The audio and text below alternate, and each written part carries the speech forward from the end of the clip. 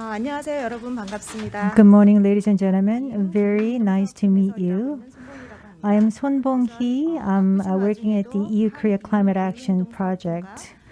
EU-Korea Climate Action Project and Korea Energy Agency are co-organizing today's webinar called ZEB Insight for Energy Efficient Buildings in the EU and Korea. And I welcome all of you to the event.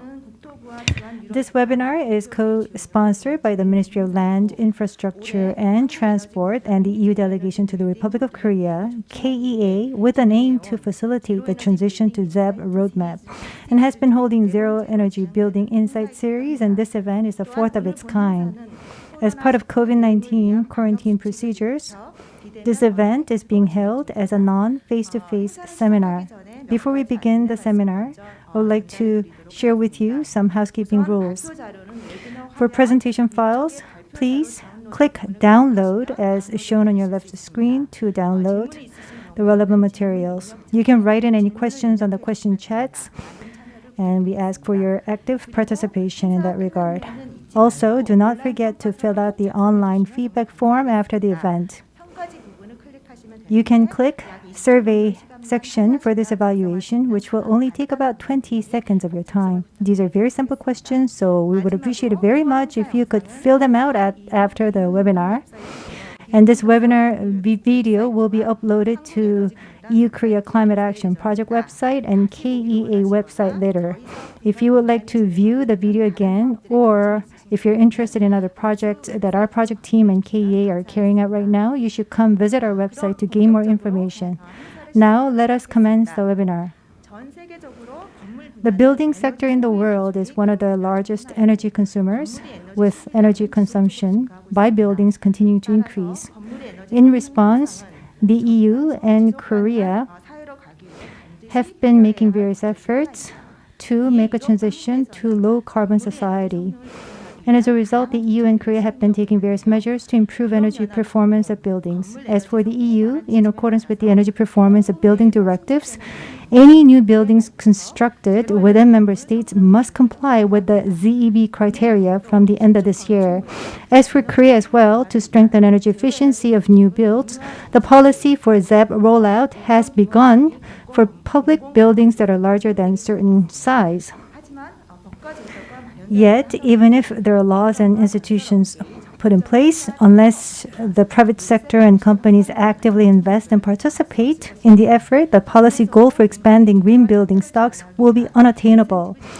In Korea as well, to induce active investment and involvement from the private sector and companies, various incentive schemes are being offered but are not yet actively utilized.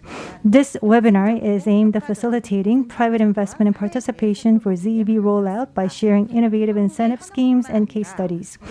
We'll be able to learn how Korea, as well as the EU, are doing in terms of implementing their policies and their best practices so that we can find effective measures to promote the expansion of zero-energy buildings going forward.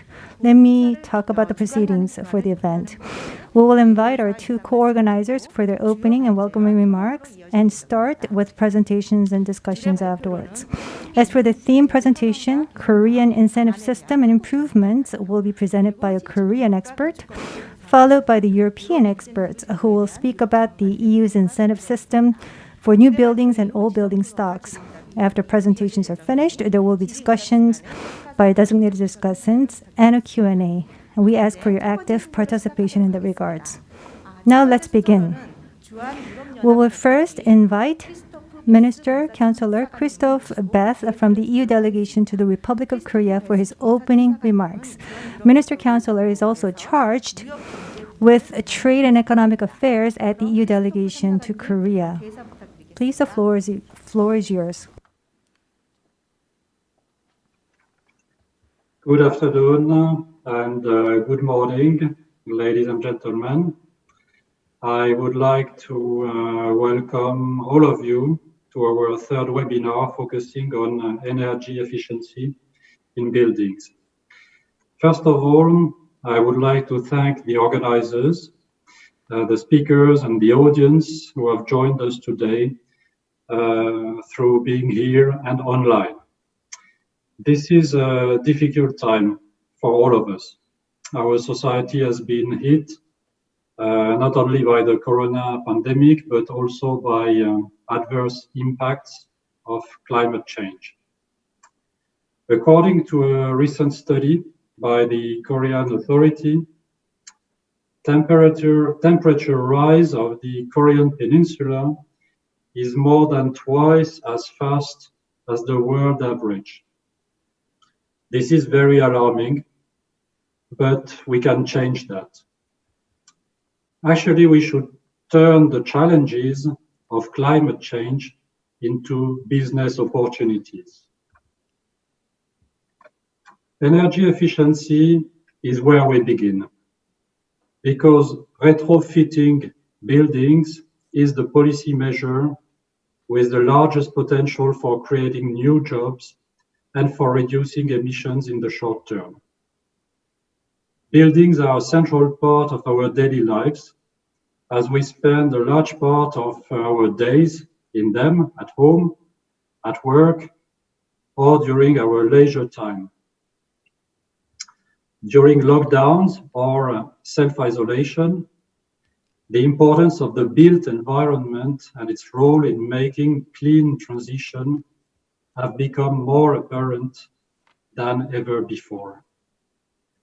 The built environment is the single largest energy consumer in the EU, accounting for about 40% of our energy and one of the largest carbon dioxide emitters.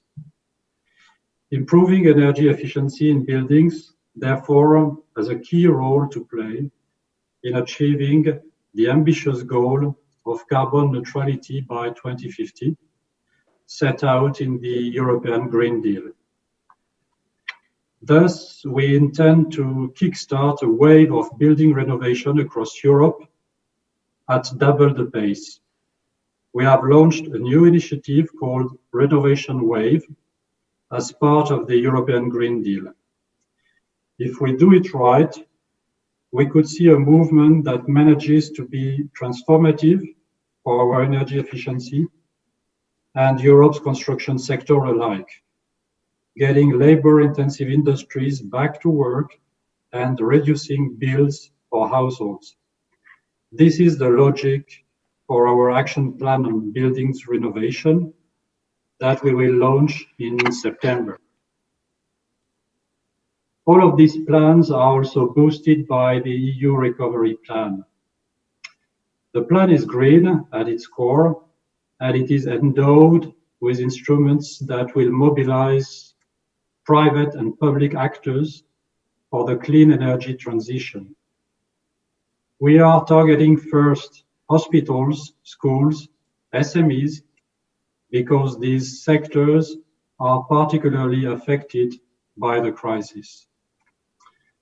Through Horizon 2020 research and innovation projects, the EU invests in grants or loans that help push technology and best practice in the sector.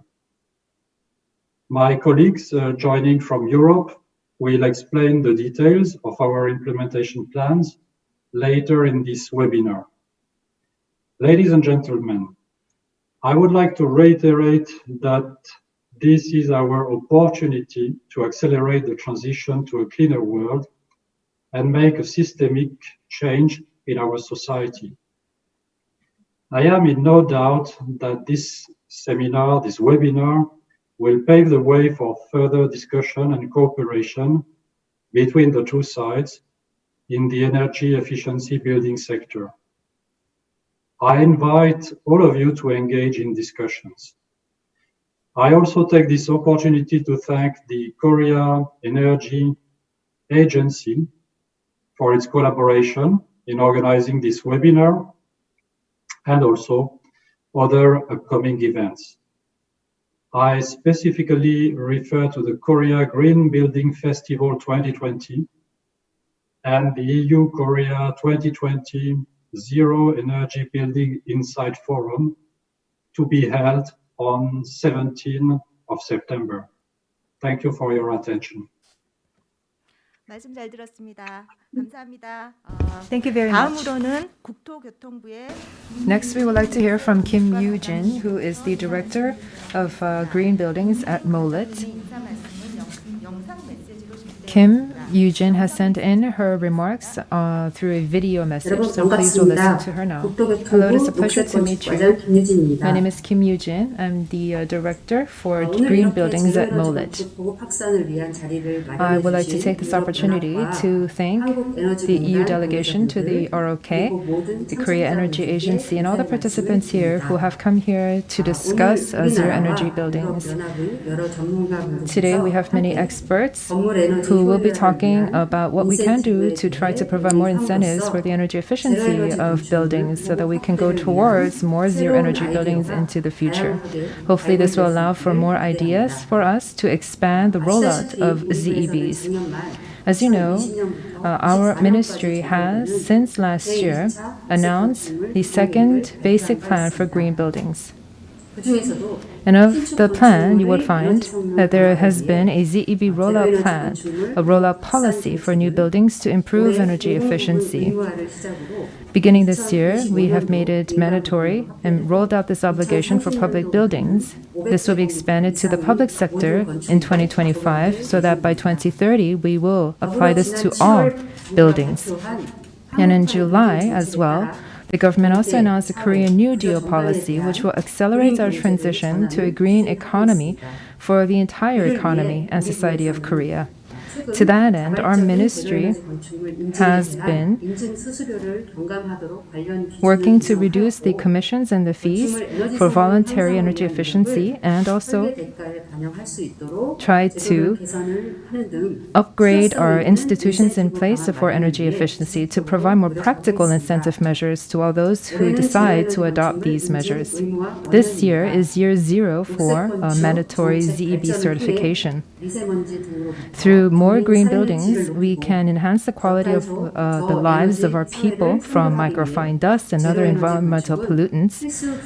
We believe that low carbon and low energy society is very important, and ZEBs are necessary for us to head into that low carbon and low energy society. Although we are in a COVID-19 situation, we decided that this is a very important gathering, and we did our best to bring this gathering to fruition.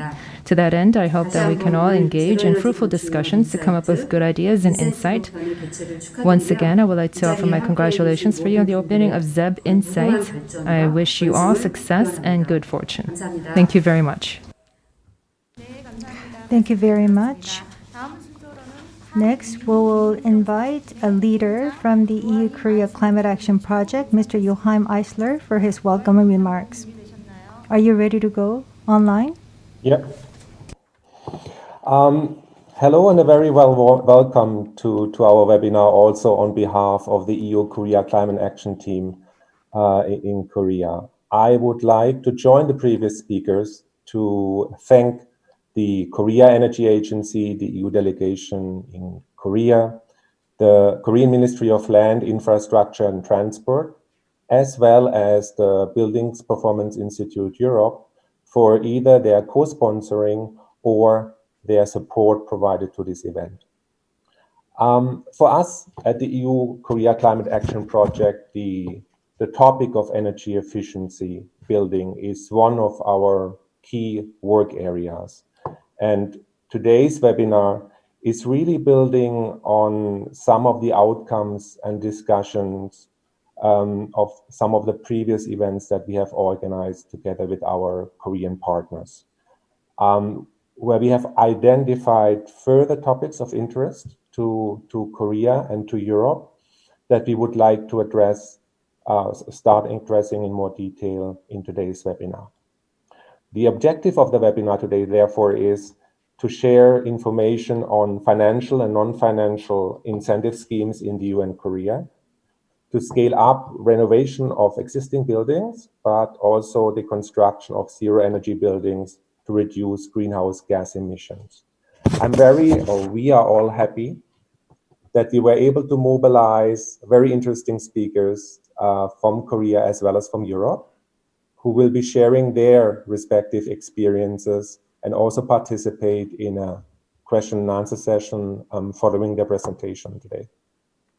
In closing, let me really encourage all of you to keep following us on our Twitter social media account, as well as to visit our website on a regular basis for information about upcoming events. Christoph mentioned some of the events that we are planning in September, October this year, which are also very exciting. Like all of you, I'm also looking forward to the interesting presentations and discussions, and would like to give back the word to Bong-hee in Seoul. Thank you. 네, 말씀 잘 들었습니다. 감사합니다.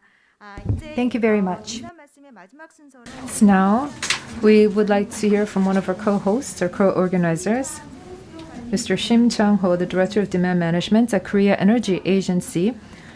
Please, the floor is yours.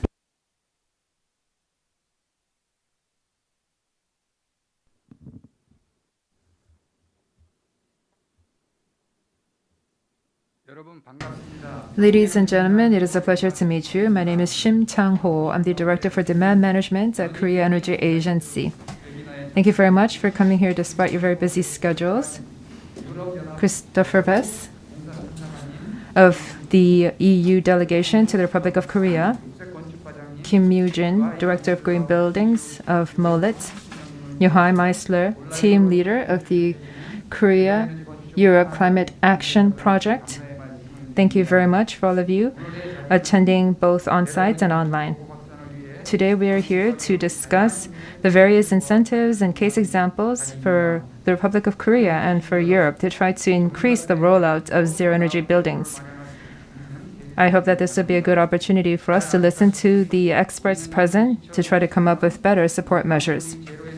As you know, we are preparing for the obligatory zero-energy building rollout for the private sector, which will begin in 2025. We are expanding the scope for the mandatory certification, which will mean that there will be a cost burden for the building owners and technical difficulties for the designers and developers of different new buildings.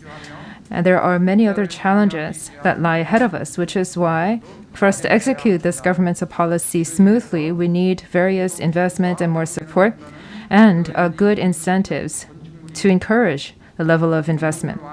To that end, MOLIT and the Korea Energy Agency are exploring various different incentives to try to, for example, relax the FAR level or acquisition tax reduction, or providing subsidies for renewable energy installations. I hope that today we can discuss the ideas of experts and various incentive cases of European countries so that we can expand direct and indirect incentives. Once again, I would like to thank you all for coming here, and I hope that this will be a meaningful opportunity for all of us. Thank you. 말씀 감사드립니다. Thank you very much, Director Shim.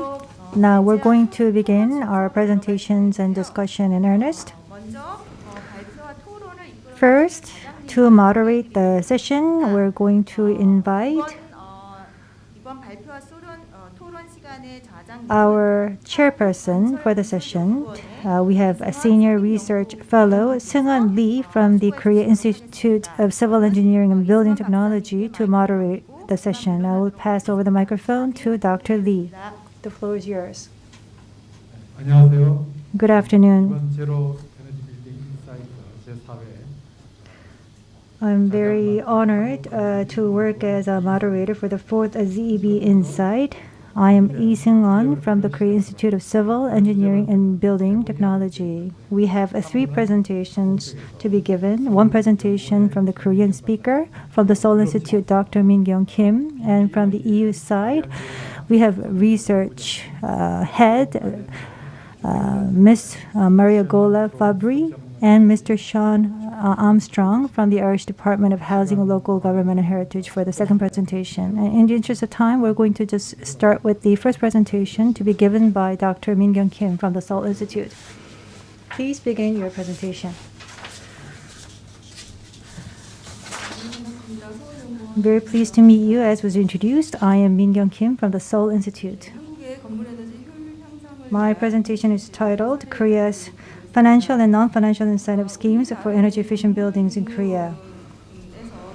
building sector accounts for 32.7% of CO2 emissions, actually has a target to reduce 32.7% of emissions in the building sector. And this plan was announced last year. And previously, the target was set at 18%. So the target has been doubled over the years. In order to improve energy performance in the buildings, and with the relevant policies in place, starting this year, there has been a mandatory requirement for the building energy efficiency, starting with the public sector, and the scope is going to expand over the years. When it comes to ZEB, we have nearly zero energy buildings. That means that you would have to reduce energy used by about 20%. According to the Green Buildings Construction Support Act, each local government has to come up with their own policies and rules. And in 2015, the first basic plan was announced by the Seoul Metropolitan Government, and the second plan is currently being developed. This is an international event, so I just want to make sure that we define certain concepts and terms before we begin. When we say green buildings, they refer to green building certificates or energy efficient ratings or zero energy certificates. So these are the buildings that have received certificates. So green energy building performance and efficiency is verified based on the certification that is acquired by the specific buildings. Let's take a look at the history of green energy building related laws. In 1974, there was a provision on heat loss prevention under the building code, and the policy was strengthened as a result. And the Seoul Metropolitan Government declared eco-friendly policies and also came up with the green energy building criteria in order to improve efficiency of buildings. And in 2013, Green Building Construction Support Act was legislated, thereby strengthening the green energy building certificate as well as the rating system greatly. Also, when there is a real estate transaction to be made, energy evaluation reports have to be submitted as a mandatory requirement, but this actually invited a lot of criticism and backlash from the market, so it hasn't been fully enforced. Last year in 2019, the ZEB mandate roadmap was developed, which says that starting from 2025, private sector would be placed under the mandatory requirement to go ZEB, and for smaller buildings with over 500 square meters, they would all be placed under the mandatory requirement from 2030. Because the small buildings would be placed under the mandatory requirement from 2030, by 2050, we would be able to complete the construction of the infrastructure for zero energy buildings. However, there are various policy options put in place in order to minimize the impact on the market. And as a result, we're going to strengthen the incentive schemes. This is the current status. Each local government would have to come up with their own design criteria and standards, and they conduct construction review and provide permits based on their reviews. This is the case example from the Seoul Metropolitan Government. Of the energy consumption, building sector accounts for about 17% of the total energy consumption. In Seoul area, the rate is 67.5%, quite high. That is why there's a critical need for providing incentives to improve energy efficiency of the building sector. This is also one of the areas that are researched at the Seoul Institute. Depending on the types and the forms of the private buildings, there are different classes and grades that are defined. For the green design criteria, this green design criteria is not a statutory requirement by the government, but in order for a building to go through construction review, they would have to receive a certain grade or higher to get the permit and approval. For those surface areas of over 100,000 square meters, they would have to receive environmental impact assessment. And renewable energy has to, for example, account for 20% of the energy to be used. So there's a very strong push coming from the government in that regard. So this is a voluntary energy efficiency measure in place. So the initial investment for the construction cost is to be subsidized and to be compensated by the incentives. And you're now looking at the details of the incentive schemes. We have financial and non-financial incentive schemes. And as for Korea, we have financial schemes, which is tax cuts for the acquisition tax and the property tax. And the Building Act relaxation can also be applied. For example, there are relaxations in terms of the height threshold. And this is actually limited to relaxation of the floor area ratio FAR, 3 to 15% relaxation to be given for the floor area ratio of the buildings. And for the ZEB criteria, for example, if a building receives a G seed, which is a green energy certificate, and the eco labeling at the same time, they can receive the incentives.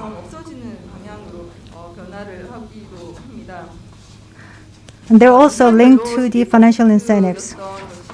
It used to be 12% in the past for the tax cuts. It's now lowered to 9%. This also has an expiry date for the tax cuts. It is valid for 5 years, and it is to be sunsetted at a certain point in the future. And the schemes actually go through a lot of changes, as you can see from the slide here. As for the incentive system, this is to facilitate the rollout of the green buildings. It has been enforced since 2009. Starting from 2009 till 2019, if you look at the number of green building certificates in the private sector, there were 2,760 cases. Those that received incentives, there were 232 cases, which is 8.4% of total certificates issued. In terms of the building units, 197 units received incentives under the certification scheme. This is not a statutory requirement for the eco-design. You have to, for example, meet certain design criteria, and any additional construction costs involved would be subsidized by the incentives. Most of the buildings that have met the design criteria should have received the incentives in principle, but the incentive system does not seem to be very effective or efficiently operated thus far. I also did a research on international incentive schemes. I looked at cash benefits, cash support, and subsidies provided.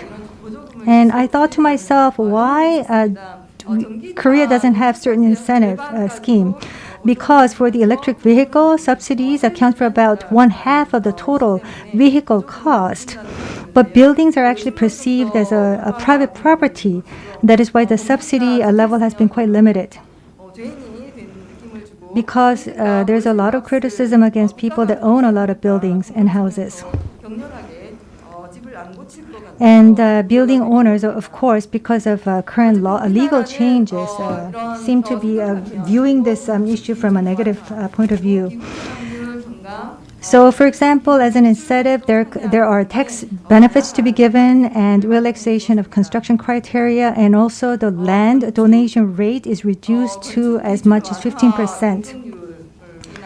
Now, in terms of the relaxation for the FAR or tax cuts, in terms of the acquisition cost, that benefit is actually given to the building owners only. So there's actually a very low level of perception about the incentive systems in Korea. But if you look at Singapore or the United States, not only the building owners, but also the architects as well as the construction companies, they are to receive the benefits under the incentive scheme, and that's how the incentive scheme is structured.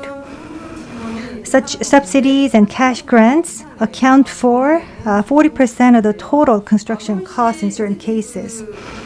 But in the case of Seoul, it's about 8.4% in Korea of the total construction costs. So this level could actually improve going forward. In the case of Maryland, those low-income households or tenants also receive some cash grants. And a certain part of the investment cost for the energy efficient buildings, the income taxes or income tax credits were provided, and also the corporate income tax cuts were provided. So these are incentives not only for the building owners but also for the tenants. So starting from 2030, all new buildings have to become ZEB. That means we would have to work to expand the scope of beneficiaries. So the more beneficiaries that we have, we would be able to have a better understanding and perception about the ZEB scheme. And for example, we also need to look at some of the room for improvement. And I did a survey with some of the stakeholders here. Now, building owners had to make a lot of investment upfront. And for the relevant officials, there was a lot of administrative burden to be added. And in order to conduct a more detailed survey, we looked at those relevant officials for relevant officials that received incentives. And we asked them what incentives that they were able to enjoy. They said by having the incentives, they would be able to increase the building rents. But in reality, there weren't any government officials who were in charge of the incentive system, and the criteria that would be applied for the provision of incentive were not very clearly defined. And also the certification procedure was quite complicated, which would actually delay the construction process.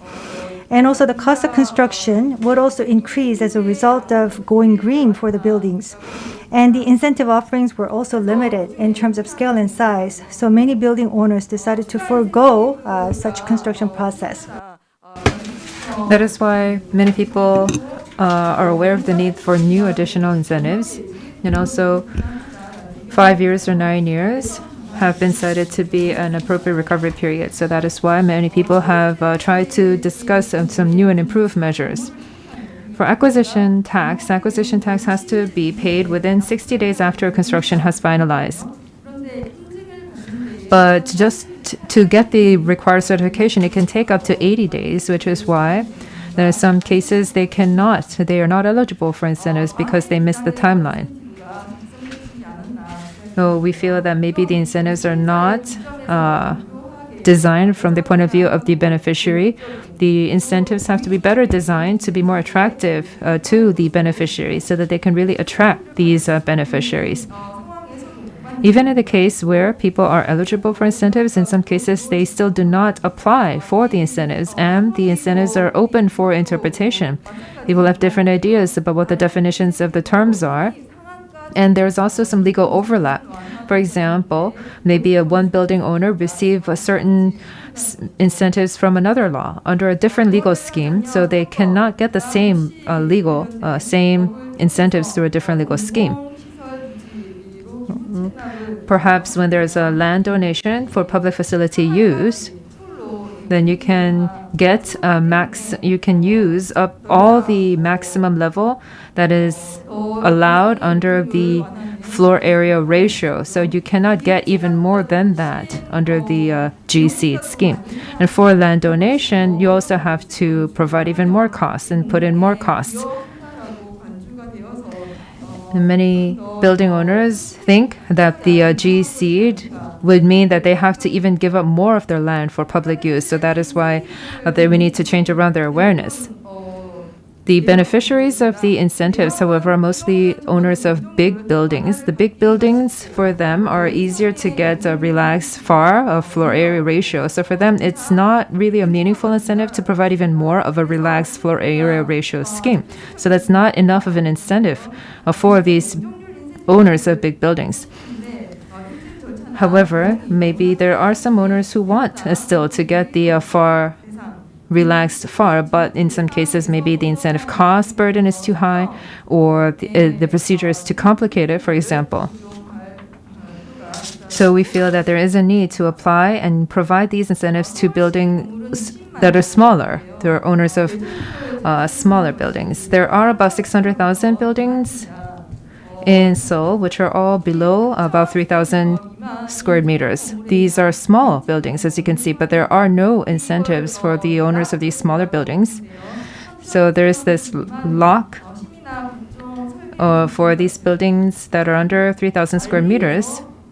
They are sort of in a blind spot, I guess, in terms of management and oversight in Seoul metropolitan city. But they take up about 80 or 90% of all the building stock in Seoul. It was very hard for me to identify some small buildings that receive incentives. In fact, there are only about 4 buildings, and these are D category buildings. And these D category buildings are smaller, and so it was harder for them to overcome all the different legal hurdles and regulatory hurdles. So we have to work harder to provide more incentives to these owners of the smaller buildings, so that we can try to have energy efficiency across the board universally for all of the building stock. That's how we can get a green building infrastructure by 2050, as we foresee. For green buildings, they are different from other buildings in that there's an additional cost burden of about 30%. Because the economic cost benefit is not that high, many people feel that this is a big hurdle. So the incentive should have to cover that cost burden, that perceived cost burden, and the incentives have to be very attractive. Maybe some of the buildings can be retrofitted in a very high level of energy efficiency, and they can be cited as model cases, case examples, to be provided even more incentives. And another good measure that we could think of is to relax the BCR, the building coverage ratio. Rather than expanding it to about 10 or 20%, maybe we can come up with a set 5 square meters or 10 square meters, sort of a fixed amount. For big buildings, if it's 10%, that actually accounts for a big, large area. But for smaller buildings, the 10% is not as meaningful in terms of the building coverage ratio. So that would not be an attractive enough scheme for the owners of smaller buildings. And also, when we interviewed different building owners, we asked them what they really want, and they said many of them responded that they want a relaxation of parking area, because they can use that parking area to generate even more of a rental income. So that was a very attractive incentive for them. However, this is something that the city government would have to do across the citywide measure, so that there would be no side effects. We took a look at those actual beneficiaries of the incentives under the Green Building Scheme to try to measure and calculate the different additional costs involved and what we can do to improve the incentive measures.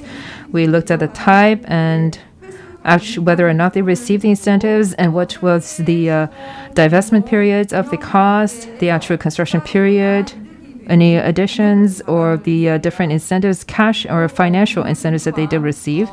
We also looked at the building density and the average rent in that actual area. At a maximum, it was 13 years, or at a minimum, about 9 years for the divestment to occur. For the D category buildings, or La category buildings, they take about 12 years up to 15 years. So if we can provide more additional incentives, then that would lead to a better outcome. A 10% additional benefit for construction costs, lowering the BCR, and also making use of parking space or parking area. Those would be some more attractive incentives. Even if we can apply just one of these incentives, then the total investment would be recovered within 9 years. The current incentives include the FAR, the floor area ratio, and tax benefits. If we can provide additional tax benefits for the construction cost of about 10%, or relaxation of building coverage ratio, or allowing for more use of the parking spaces, that would be even more of an attractive incentive to owners. As you can see here on this slide, we have to first of all try to encourage more owners of small buildings, which really take up most of the existing building stock in Seoul, to transition to green buildings. We have to provide more of an information to the real estate agencies so that they can provide that information to the building owners. And there needs to be a social consensus so that more small buildings can transition to green buildings. We need to reinforce the different information provision and institution support that is out there. And we have to let more people know that green buildings offer ease of more convenience and more comforts and a better quality of life to the occupants, and that will lead to a better enhanced awareness socially. We have to provide better incentives and also try to provide better administrative system to that end. I know that following my presentation, we'll hear about the different incentives and case examples of some of our European partners. I believe that we have to, in Korea, provide better measures for our existing building stock. I know that we are providing good loans, but loans have to be paid back, so they are not necessarily thought of as incentives. I think one of the most important things that we should roll out right now is to offer better consulting services to building owners. We need a systematic support mechanism, and I think that is really will be perceived as good incentives, especially in terms of improving energy efficiency. For the buildings that have really high level of energy efficiency, there needs to be some level of financing that is provided to them. That is all. 네, 감사합니다. 김민경 박사님. Thank you very much, Dr. Kim. That was a researcher from the Seoul Institute who provided us a presentation on the Korean incentive scheme. Well, in the case of Seoul, there are central incentives provided by the central government, and the Seoul metropolitan government is the most active form of local incentive schemes of all the local governments. So it really doesn't represent the whole of Korea, but she shared some case examples from the Seoul metropolitan government. Still, the implementation rate is only about 8%, even with the strong push coming from the Seoul government. She talked about various opportunities for improvement, and I think the final slide of her presentation focused on the fact that this is not just a financial issue. We need to have a more active provision of information and also technology. Now we're going to pass over the microphone to our European speaker, Dr. Mariangiola Fabbri, Head of Research from BPIE, who will talk about the incentive schemes and success stories for building and renovation. I think building renovation passport is probably one of those schemes. So with that, we're going to invite Head of Research and Dr. Fabbri from BPIE for the presentation. Please be sure to finish your presentation within 15 minutes. Thank you. Thank you, everyone. Good afternoon, and thank you for inviting me to your event. I'm going to share my screen. Please let me know if you can see my presentation in full presentation mode, so that we can start. I will start my timer. So thank you for the invitation, and thank you for the very interesting presentation. I have to say that there are, I've already had a few things that are common with what we are experiencing in Europe. For those who are not familiar with BPIE, we are a small think tank. We have been operating in Brussels and in Germany for the last 10 years, and we work on energy performance of buildings. We do research on how the European legislation is implemented and on innovation practices in buildings in Europe. What I'm going to talk to you today, I'm going to touch upon a few points, and I'll try to do my best to do it clearly in 15 minutes. First of all, I will give you a very quick overview of what is the building situation in Europe and its current regulatory framework, and then I will provide you a couple of examples of financial and non-financial incentives for building renovation. For the non-financial incentive for building renovation, I will present you the concept of building renovation passport, and for the financial incentive to renovation, I will present you a scheme that has been implemented in Italy for the last 15 years. And I will also touch upon about the topic of innovative financing if we do have time. So just to set the scene, in Europe, 90% of people spend its time indoors, and obviously in the last few months that amount, that 90% has increased. But in what is really important is that despite the fact that we do spend so much time indoors, most of our building stock is not future-proof. And by future-proof, we mean that it is not achieving and reaching the level of performance, energy performance, that it would be required to be compliant with the Paris Agreement. As it's been mentioned before, in the EU, buildings account for 40% of total energy consumption and 30% of CO2 emissions. And it's also a big economic driver. And this is really important to keep in mind when we think about how we can incentivize and renovation for the existing buildings. The European Union last year has pledged to become climate neutral by 2050, and we are expecting, in addition to the existing renovation, the publication of the renovation wave that Mr. Bess mentioned earlier. The renovation wave will hopefully add a series of actions that the European Commission and the European Union is committing to undertake to achieve its climate and energy targets, and to fully implement the existing regulatory framework.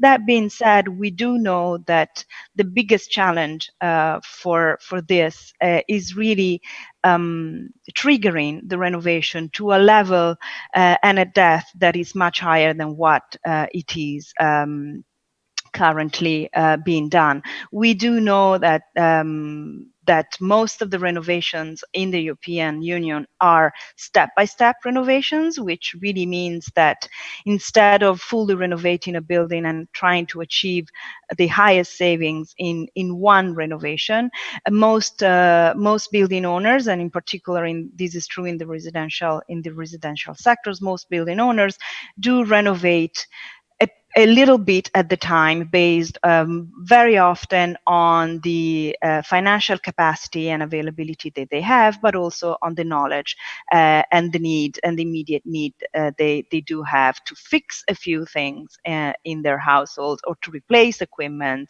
or to replace part of the building structure that is that needs to be replaced. For example, redoing the roof. We do know that the renovation rate on average in the EU, it's around 1%. And 75% of our building stock is composed by residential buildings. So this is going to be the focus of my presentation.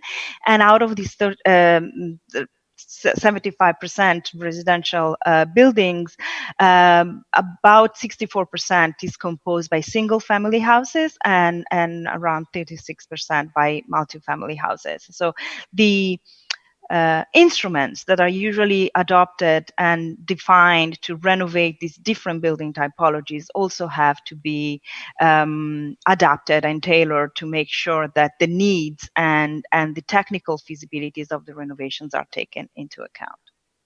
When it comes to the current and existing legislation in the EU, we do have a pretty solid regulatory framework. Energy efficiency in buildings started to be regulated in the EU in the early 2000s.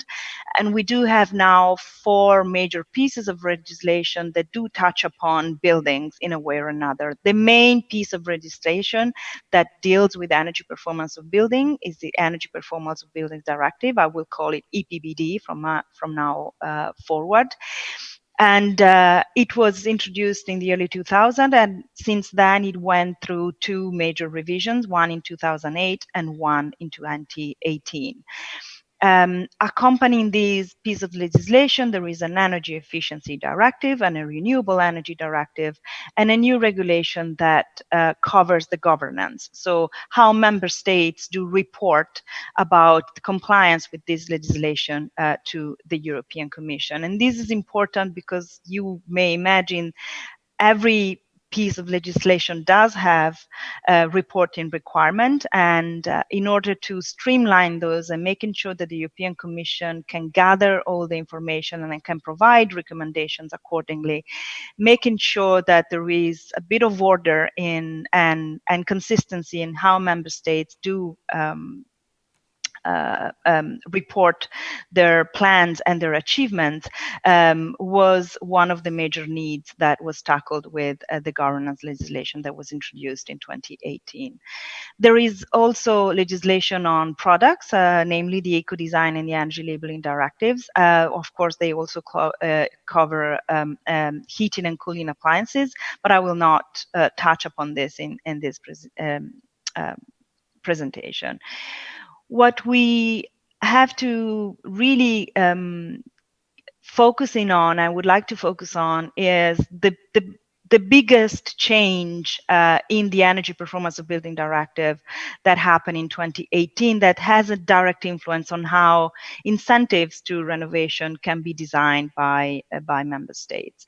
The new directive has introduced, first of all, for the first time, a quite general goal, but very clear goal on how the building stock has to look like and what level of performance it's supposed to achieve in the long term in 2050. So by 2050, national building stock have to be highly efficient and decarbonized. And really, the objective and the general aims is making sure that the existing buildings become as close as nearly zero energy as possible.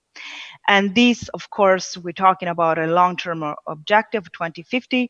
So these long-term objective has to be broken down into milestones, one for 2030, one for 2040, and one for 2050, with a special attention to be given to worst performing buildings, split incentives, dilemma and market failures. So why, despite all the efforts, there is little impact or not as not as a high impact to renovation that we would expect. Tackling energy poverty, which is an issue for a large part of the European population, and making sure that renovation covers all public buildings. And in order to do that, member states are required to develop and submit long-term national renovation strategies.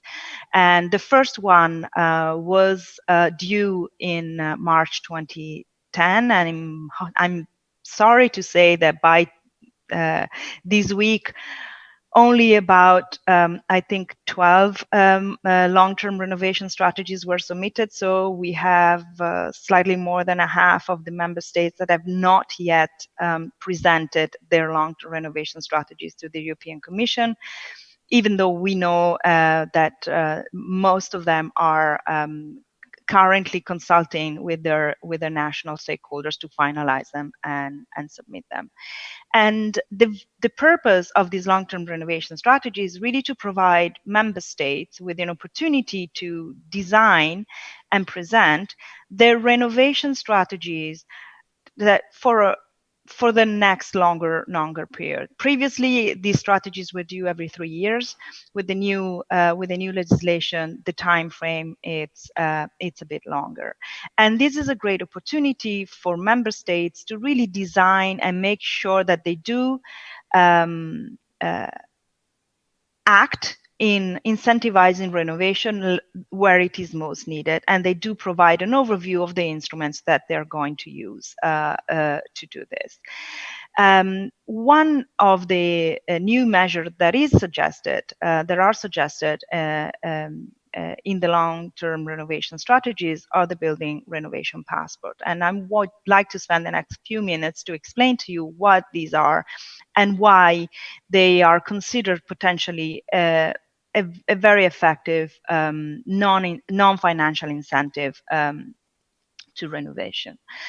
You may be aware that one of the requirements of the building renovation of the energy performance of building directive is the energy performance certificates. They do require that buildings are delivered an energy performance certificate when they're sold or rented. So there is the obligation.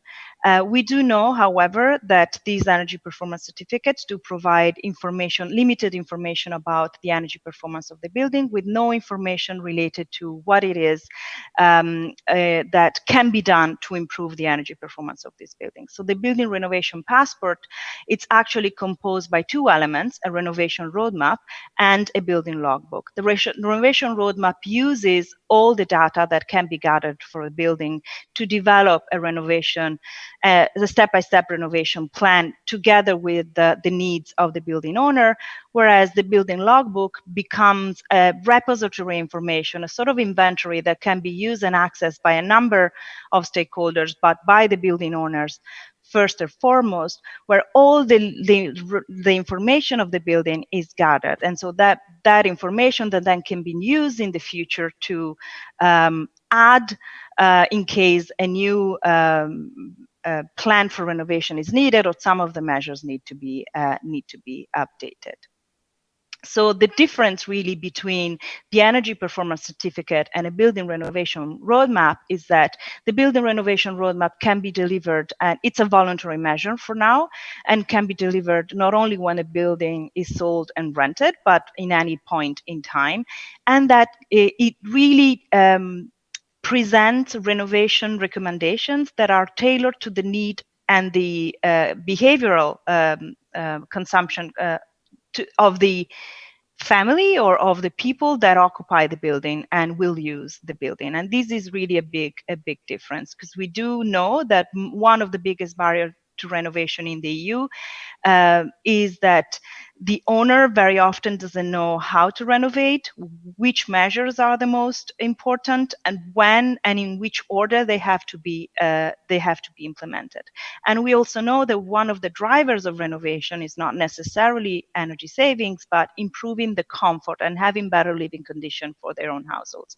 So the building renovation passport is really trying to combine all these elements by taking into account not only the specificity of the building, but the specificity of the people that are actually using that building and living in that building.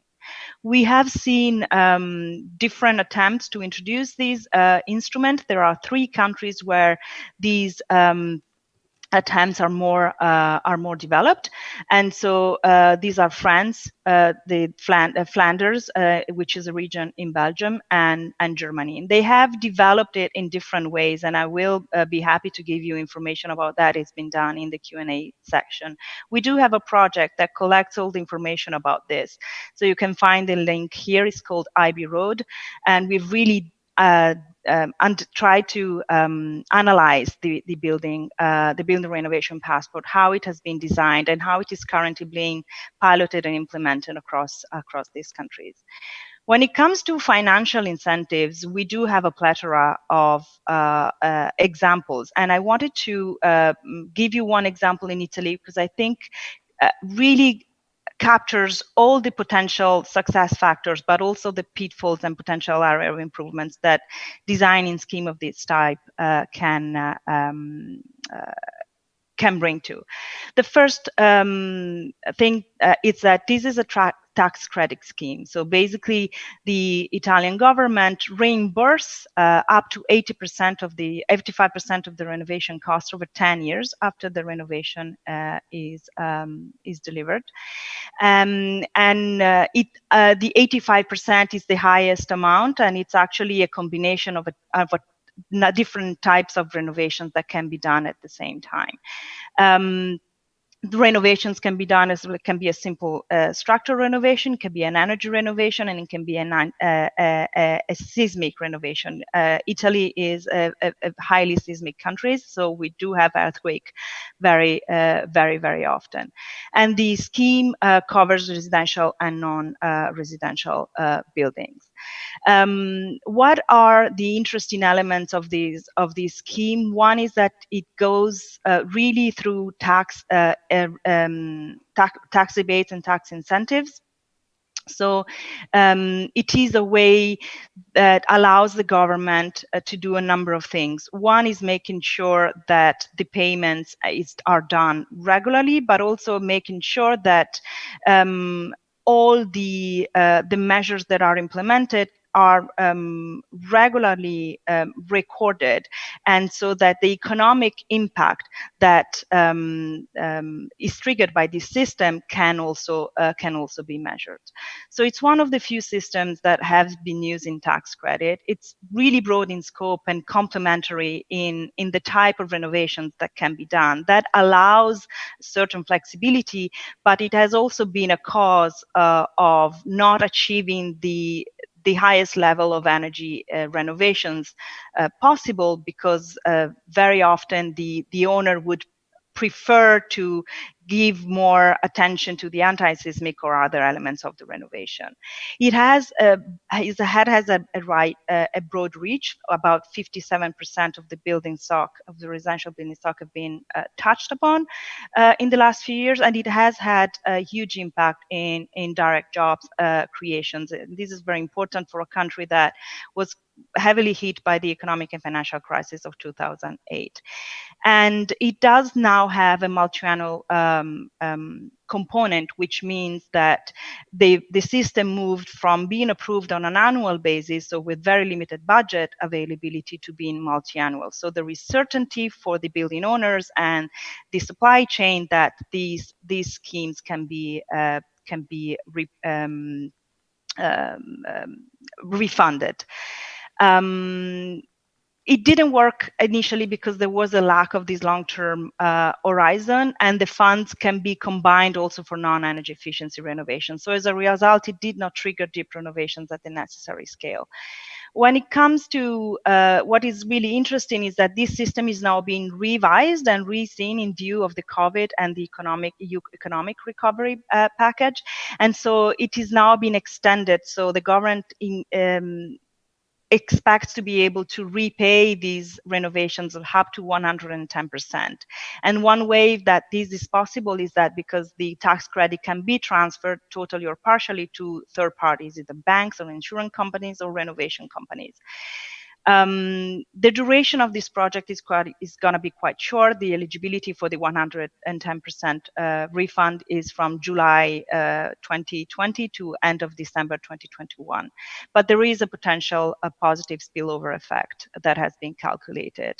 So the strength is that it's based on an existing program delivery. So the entire chain and the entire system is already in place, and that the renovation must result in higher EPC classes, which was not a requirement before. It can help renovate the worst performing buildings and multifamily buildings, and it does. This element of combining different type of renovation is really, really important. Potential drawback is that it's very short in its lifetime. We do not know yet how it will work, and we do hope that this will really trigger renovations to a level that were not achieved before, but certainly requires high investment from the public authorities, but also an initial investment from the building owners. I do think that I'm running out of time, so I will skip the last slide on innovative financing, but you can find information in my PowerPoint. I thank you for your attention, and I'll be glad to answer your questions in the Q&A session. Thank you. 네, 감사합니다. 발표. Thank you for the presentation. 유럽의 기존 건물의 So in order to facilitate renovation of the existing building stocks, she talked about financial as well as non-financial schemes. Non-financial scheme included the building renovation passport, and she also introduced a very interesting case example from Italy called Eco Bonus. I think there will be a lot of questions, many comments to be made in the Q&A and discussion session.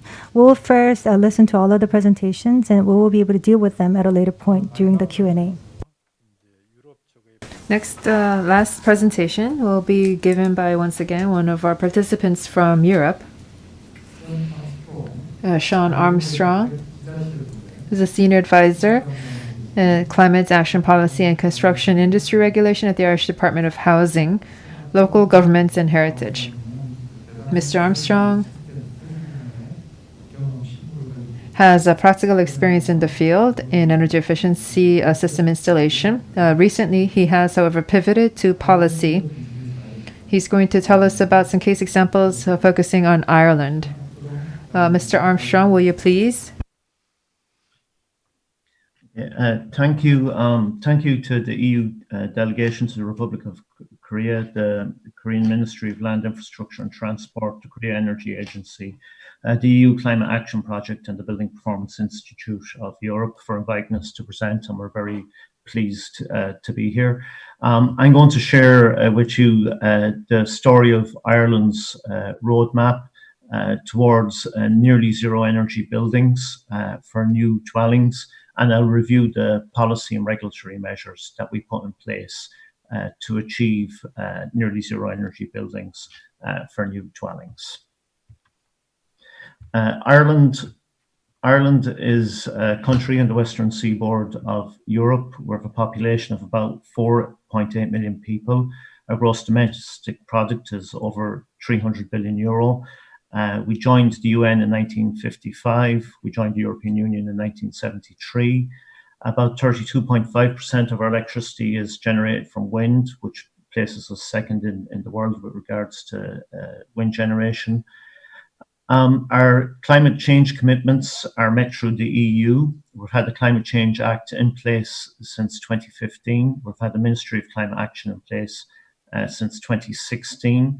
We have a national development plan of 116 billion euro, and that includes for 500,000 retrofits to a B2 energy performance certificate. And our programme for government now sets a target of installing 600,000 heat pumps. Traditionally, fossil fuel heating would have been used in housing in Ireland. And we've also had our National Energy Agency, the Sustainable Energy Authority of Ireland, and that's been in place since 2002. Buildings account, similar to the rest of Europe, buildings account for about 40% of energy use in Ireland. We have 2 million dwellings. 90% of our houses are detached or semi-detached or end-of-terrace houses. The photographs show some typical dwellings. So we're a little bit different to the rest of Europe in that the majority of our housing stock is single-family dwellings. We have an oceanic temperate climate, which means we have mild winters. We would only get maybe 1 or 2 days of snow, and it would be unusual to go below freezing. And we have cool, wet summers, so it would be unusual to be above 23 degrees C in Ireland during the summer. And we also have severe exposure when it comes to rainfall. So we have a lot of rainfall in Ireland.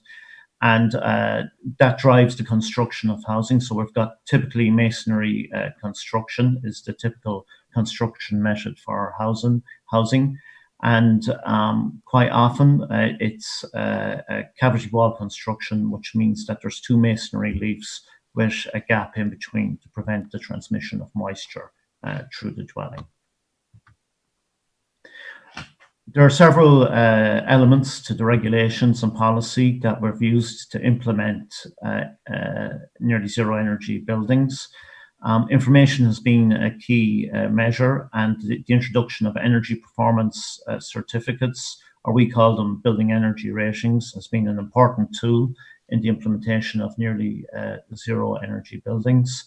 Energy performance certificate is required whenever a building is sold or rented or prior to occupation, and approximately half of our building stock now has an energy performance certificate.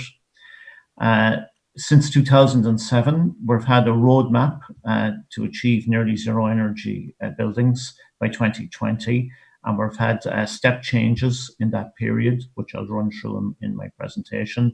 And the roadmap has been an important communication tool to industry for providing certainty on what the future of new dwellings will be. We've implemented our roadmap through building codes. Building codes has been the main instrument that has implemented the roadmap, and this is also driven by the European Union Energy Performance of Buildings Directive. At an early stage, we introduced a mandatory requirement for renewables on all new dwellings, and that's also had an important effect on the delivery of nearly zero energy buildings. And what's also been important is that we set the performance requirement, and our regulation then is performance-based regulation. So the designers have choices in how they specify the nearly zero energy building performance. And then our building codes are based around the use of ISO and European norm standards. So we set the performance requirements in our building codes, and we refer to the international standards and European norm standards for how to implement those performance requirements. And just the two images on the right show the typical energy performance cert or building energy rating, and A2 is the current performance requirement for nearly zero energy buildings. And then to support our building codes, we also have detailed technical guidance documents which describe how to achieve the nearly zero energy buildings performance requirements and provide examples of how to achieve that. So the European Union Energy Performance of Buildings Directive has set the target or the goal of achieving nearly zero energy buildings by the 31st of December 2020. And the directive provides a definition of nearly zero energy buildings as meaning a building that has a very high energy performance. So this means it has a very high performing fabric. So the heat loss from the building is reduced, that the services used in the building are very efficient. And then the directive says that the nearly zero or very low amount of energy should be covered to a very significant extent by energy from renewable resources. So the directive sets the definition as requiring the building to have a very high and efficient energy performance, and then energy that's required should be met from renewable sources, including energy from renewable sources produced on site or nearby. The European Union does provide some guidance on what the performance requirements should be for a nearly zero energy building, but it also requires that the nearly zero energy building performance should be at least the cost optimal level. And the cost optimal level is the best energy performance that can be achieved at the lowest life cycle cost when we take account of capital costs, operational costs, and disposal costs. So the roadmap for nearly zero energy buildings in Ireland has been in place since 2007. In 2007, the requirement is that we would achieve a 40% improvement compared to our 2005 standard. In 2011, the requirement was that we would achieve a 60% improvement compared to the 2005 standard.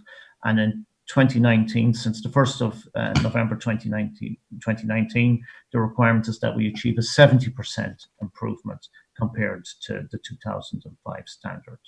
Typically, this means a B1 was required, an energy performance cert or a building energy rating of B1 or 90 kilowatt hours per meter squared was required in 2007. A building energy rating or energy performance certificate of A3 or 60 kilowatt hours per meter squared was required in 2011. And since the 1st of November 2019, a building energy rating or energy performance certificate of A2 is required, which is typically around 42 kilowatt hours per meter squared per year in Ireland. And what that means in reality is in 2001, we introduced mandatory renewables and airtightness testing. In 2011, we improved the fabric performance to passive levels. And in 2019, the airtightness has been improved to an advanced level. And this is driving the need for mechanical ventilation in dwellings. So a typical nearly zero energy dwelling in Ireland is now, since the 1st of November 2019, is A-rated or 42 kilowatt hours per meter squared per year in terms of primary energy. It has an advanced fabric performance to passive levels of between 0.11 and 0.15 watts per meter squared Kelvin, and typically would install triple glazed windows. The renewables that the market is choosing, so we don't specify the renewables in the regulations because we're performance-based, but we set a performance requirement of 20% of the total energy supplied to the building should be from renewables. And the renewables that the market is choosing is an air source heat pump or photovoltaics in order to achieve that. And then the backstop requirement in the building regulations is 5 meters cubed per hour per meter squared. But many dwellings are achieving 3 meters cubed per hour per meter squared and are installing mechanical ventilation. With regards to cost, because we've introduced this as 3 separate step changes, the cost has been spread across those changes. So the initial cost where renewables were initially introduced was about, in 2007, was about €10,000 per dwelling. When we advanced the Fabbri performance requirements, it was about €4,000 per dwelling. And the most recent change to achieve the 70% improvement in 2019 is about €3,500 per dwelling. But what we've found is as we've introduced the requirements using regulation, that this has driven economies of scale, and we're seeing reductions in those costs. So for example, the price of photovoltaics has significantly dropped since 2007. The price of triple glazing has significantly dropped since 2007. So by introducing the regulation, it drives an economy of scale and it helps to reduce the cost of the technologies required for nearly zero energy dwellings. The success indicators for this policy of nearly zero energy buildings are as follows. I think it's important to emphasize the importance of having a robust energy performance certificate system. We have a software that's supported by our government agency, the Sustainable Energy Authority of Ireland, which calculates the energy rating or the BER, the building energy rating of a dwelling. They're all stored on a central database, and we have 600 assessors who are trained to use this software and sit tests set by our Sustainable Energy Authority of Ireland. And this allows us to measure the performance of the new dwellings. We use this software to check compliance against our performance requirement, and it also allows us to see what the improvement in performance is of our dwellings. And it's also a very useful communication tool to the industry. So I think the importance of having a robust energy performance certificate, it's very important with regards to giving a framework or a structure for implementing building codes. So we can see here that we now have, since our 2011 building codes change, we're over 55,000 new dwellings built to the A3 standard, or 60 kilowatt hours per meter squared per year. And we can see here the effect of improving the building codes on the energy performance certificates. So under the 2005 building regulations, we mainly had a C or a B rated energy performance certificate or building energy rating. Under the 2008 building regulations, it was a B or a B rated building energy rating. And we can see the A ratings beginning to appear here. And then under the 2011 building regulations, we can see almost 90% of our dwellings are A rated. So having the energy performance certificates has been a really important tool in communicating to the industry what the performance requirement should be and tracking that performance requirement. As a result of advancing the performance requirements, but mainly as a result of introducing the renewables requirement at an early stage, oil boiler installation in new dwellings has dropped from 37% to less than 4%. And now we're found that 45% of new dwellings use air source heat pumps as their main heating system when they're constructing new dwellings. So effectively, heat pumps have replaced oil boilers as the main heating system in dwellings in Ireland. And that's as a result of having a renewable requirement and also advancing the performance requirement in the building codes. We have had many reports of improved air quality and health benefits as a result of the improved comfort in dwellings and also improved ventilation requirements in dwellings. And also we're doing a lot of studies to evaluate the effect of those improved benefits. And then our Economic and Social Research Institute in Ireland has identified that the value of an A-rated property increases by 9% over a traditional property, or the average of the building stock is a D-rated property. So there's 9% increase in value as a result of having an A-rated property. And what this has done, having the robust energy performance certificate system and also being able to demonstrate the increase in value gives confidence to the banks to incentivize mortgages in this area. And just recently now we've seen that some of our major banks in Ireland are beginning to provide discounted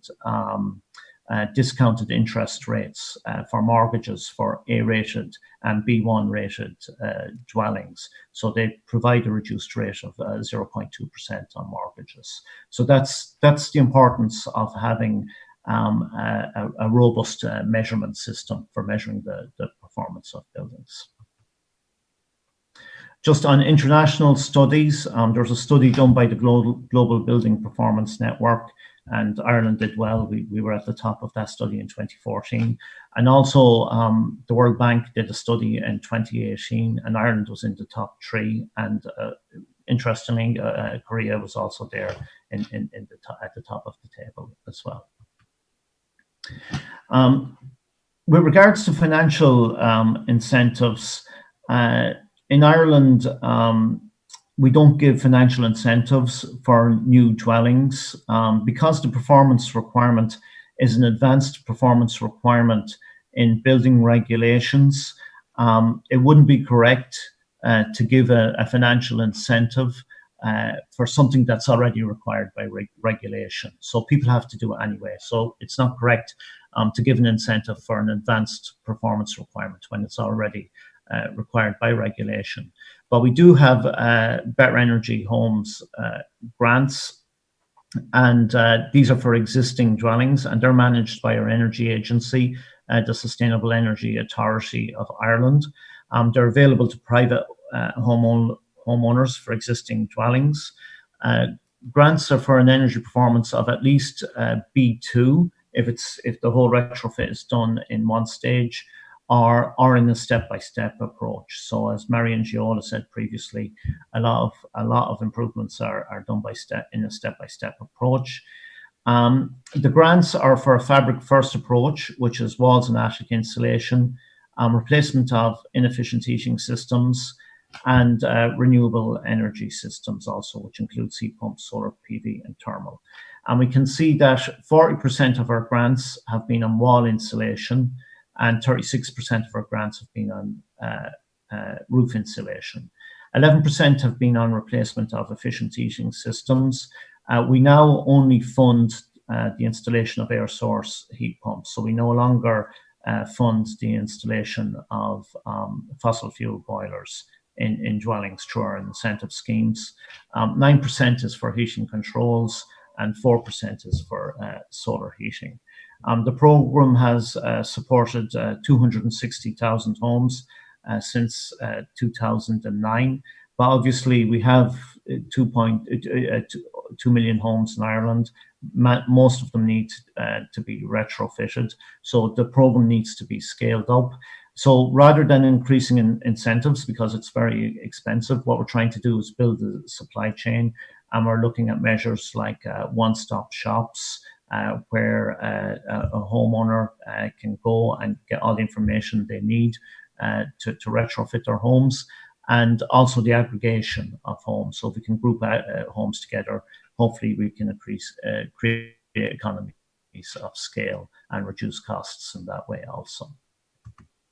So the key elements of our nearly zero energy buildings roadmap has been to have a roadmap in place to provide a signal and confidence to the market, to introduce an early renewables requirement for new dwellings, to have performance-based regulation for both energy performance and carbon performance, to have a fabric first approach, so as we reduce the actual energy use of the dwelling.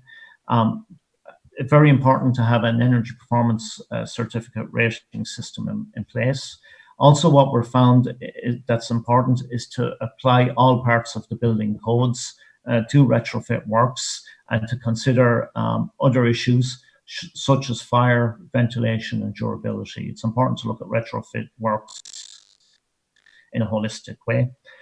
It's important to build capacity and develop the supply chain. We've had extensive stakeholder engagement in reviewing the building codes. The public sector has led by example. We've had many exemplar social housing developments. We've worked very closely with our National Standards Authority of Ireland to develop standards in this area. And also we work with our education boards to develop skills and training programs in this area. And then it's important that the buildings perform in the way that they were intended to or designed to. So it's some commissioning, verification that construction is as per design is important. And we also have those requirements in our building codes. So just I've provided a slide on further information. Our building codes are available. We have detailed technical guidance documents which are available from the Ministry of Housing's website. The Sustainable Energy Authority of Ireland, our energy agency, has a lot of information on grants and incentive schemes. Our national calculation methodologies for energy performance certificates are carried out in a piece of software that's developed by the government and is freely available from the Sustainable Energy Authority of Ireland's website. That's available at the link there. And we also have developed a national standard for retrofitting with our National Standards Authority of Ireland, and that's free to download that link also. So just to say thank you very much, Gurv Mila Mahagwiv in Irish, and we're happy to answer any questions or provide any support as needed, either here today or in the future. Thank you. 네, 발표 감사드립니다. Thank you for the presentation.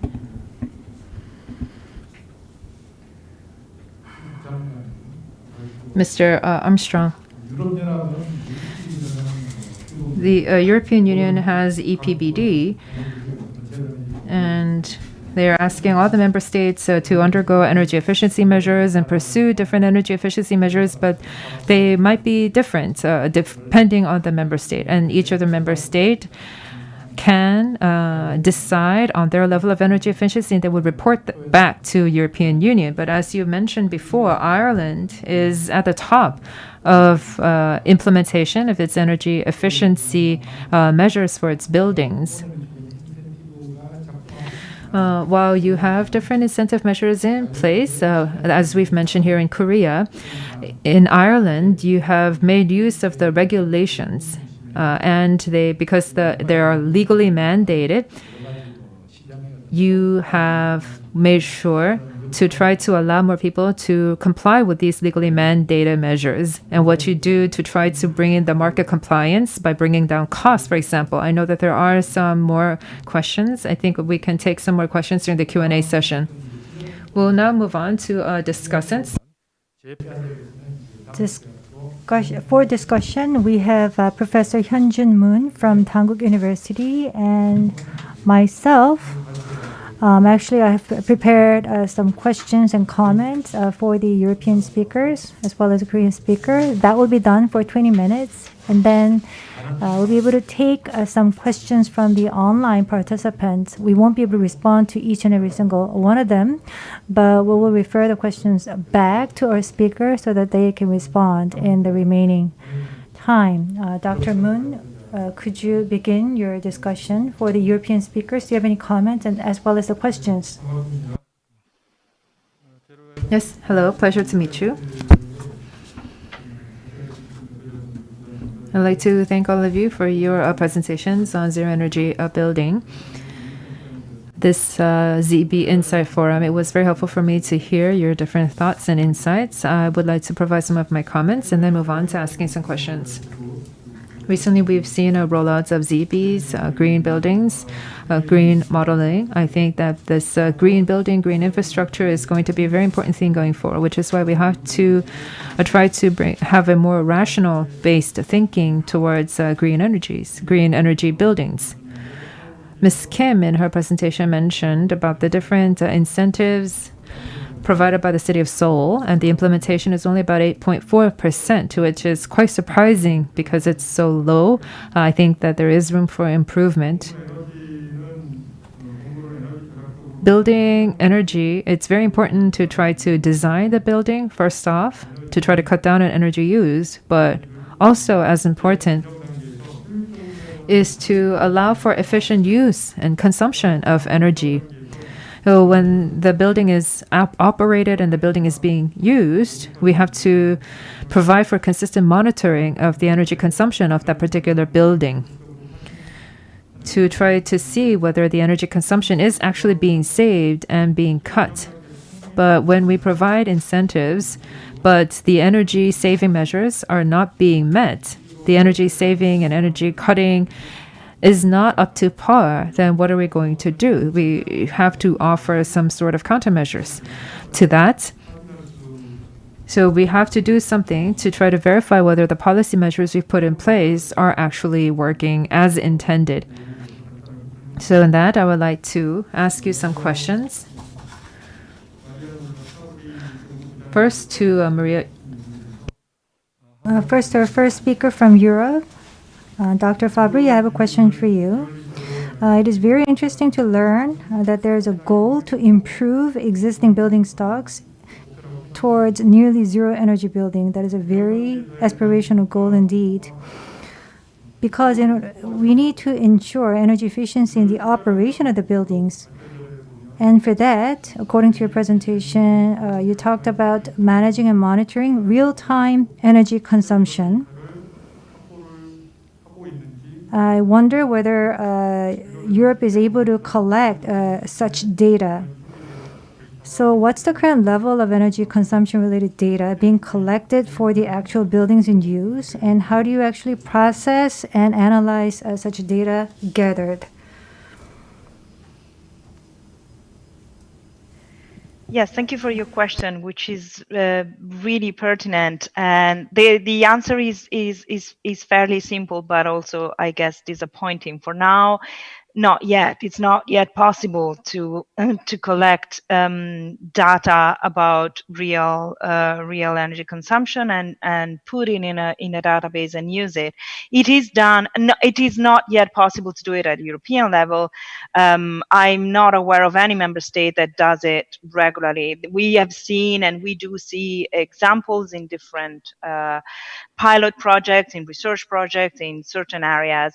We do think, however, that this is going to change. Real data, real energy consumption data are not systematically collected and monitored yet, but we do see the opportunity and actually almost the need to start doing this in the future. I think the first thing that would be necessary, and I think it's important to point out, is that smart meters are not rolled out in all member states yet. So that would be the first point where you need to start collecting this information. Then there is a matter of who collects it, where you store it, and how you use it. And this is where we see instruments like the Building Renovation Passport being able to help. I think the first step is to start collecting this information on a building level. We do not have that information. It's not required to have an EPC released, for example. So it doesn't. It is simply not there. But we do know that that information is available. Every owner has that information. So how do we make sure that they are willing to share it and that it is used in a proper way? That would be the first step. And the Building Renovation Passport can help because it does work as a sort of an inventory, and that information that is collected can be used to the proper interest of the owner. The next step would be making sure that that data gets accessible to the public authorities that are designing policies to incentivize renovation. But in order to do that, there are a number of other issues also to be considered, including data protection. So I think there's another element. We do have, the European Union has introduced a smart readiness indicator, which is for now a voluntary tool, but that also will help setting the conditions to start measuring and collecting real life consumption in a systematic way, and then sharing it with those stakeholders and those actors that are actively involved in designing renovation policies, and that would certainly help moving this data collection effort forward.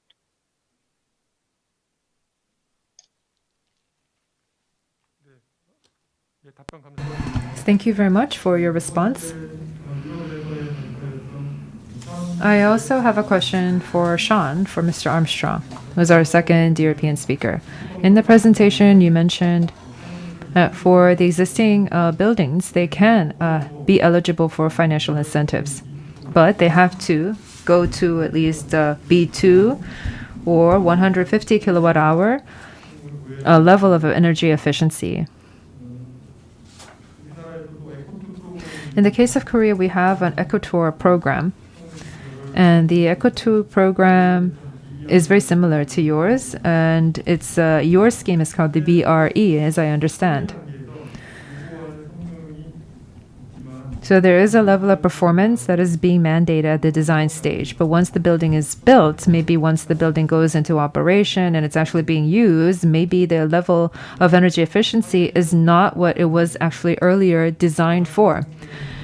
What if a building owner received financial incentives, but later on, their energy efficiency level is below what they said that they were going to achieve? In that case, what should we do? What are some thoughts?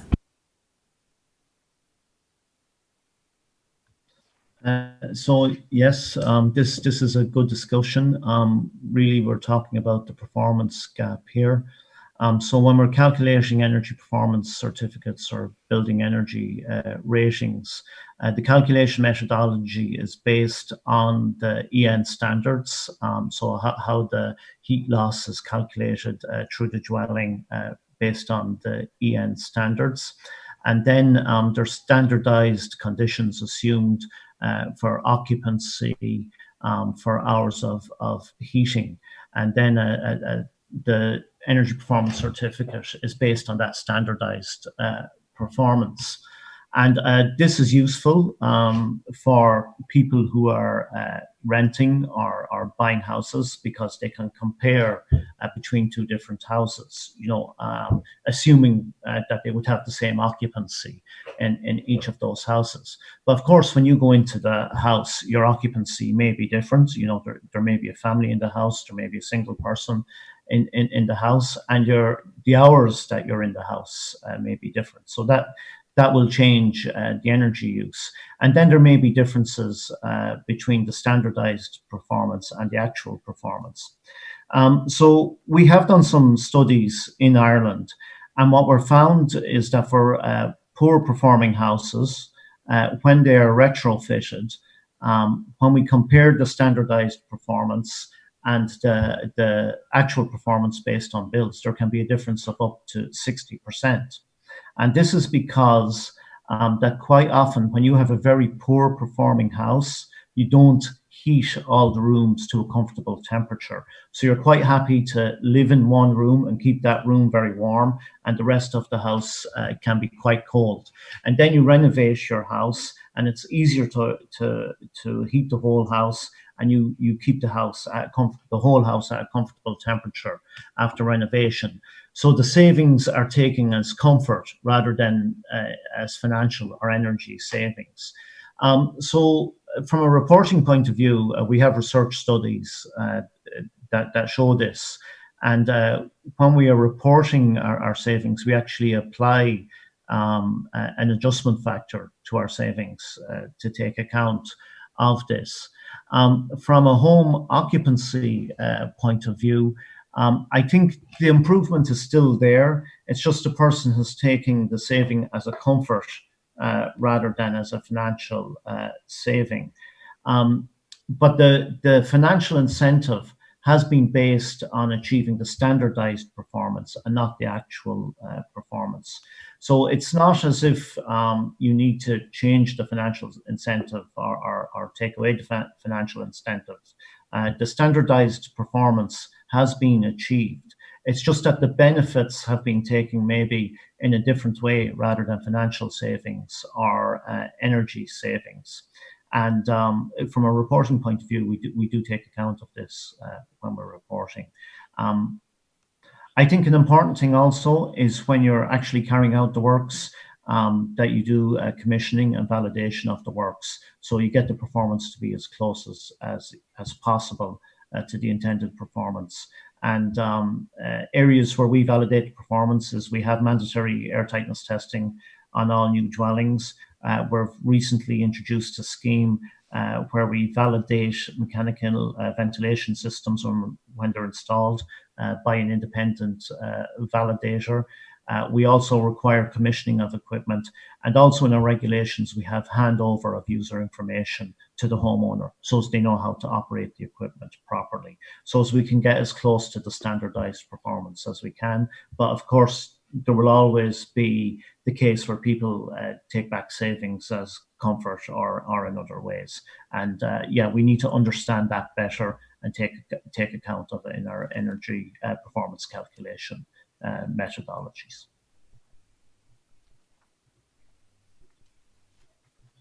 답변 잘 들었습니다. 잘 이해됐습니다. 감사합니다. Thank you very much. I was able to get a very clear understanding about that.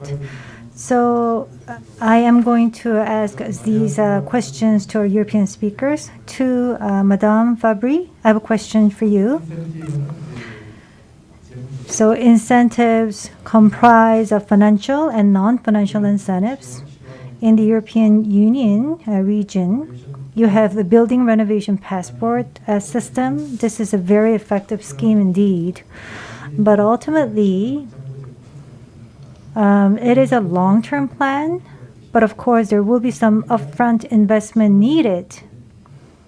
So in terms of the funding and financing for the BRP, for example, there is a public rationale for providing the incentives for energy poor or low-income households, for example, but the incentives are given to the private sector, especially the people that own the buildings. They must be relatively well off. So do we really provide that incentive, financial incentives to the people that own the buildings because they're perceived to be relatively richer than other households?